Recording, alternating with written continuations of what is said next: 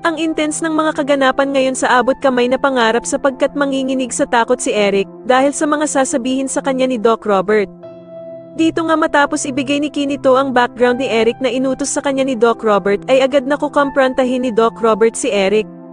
Samantala ay magkikita nga sila Doc Carlos at Michael at dito nga ay mapag-uusapan nila kung gaano kagaling na doktor itong si Annalyn. Dito nga ay aaminin ni Doc Carlos kay Michael na napakagaling na doktor talaga itong si Annalyn dahil kahit na anong pagsubok nga daw ang ipagawa niya ay talaga namang napagtatagumpayan nito. Papayuhan naman ni Michael itong si Doc Carlos na kahit na gaano nga daw kalaki ang galit nito kay Doc Robert ay wag na wag niyang idadamay si Annalyn dahil sa parang anak na din daw ang turing niya sa batang ito. Kaya naman ay maipapasa ni Annalyn ang pagsubok na ibinigay sa kanya ni Doc Carlos dahil na nga din sa napakagaling daw niyang doktor. Sa kabilang banda naman ay tuwang-tuwa na sasabihin ni Annalyn sa ina niyang si Lynette na naipasa daw niya ang pagsubok na binigay ni Doc Carlos para makasama siya sa mga ipapadala nito sa Japan. Sa sobrang tuwa naman ni Annalyn ay yayakapin niya ng mahigpit ang ina niyang si Lynette.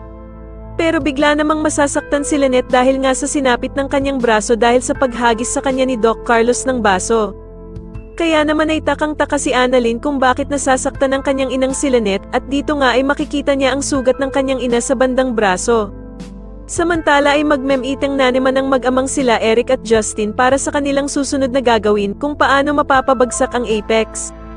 Dito nga ay sasabihin ni Justin na gustong-gusto na daw niyang makita ang kanyang inang si Giselle na bumagsak sa sobrang kahirapan at hinding-hindi niya nga daw ito mapapatawad kahit na kailan.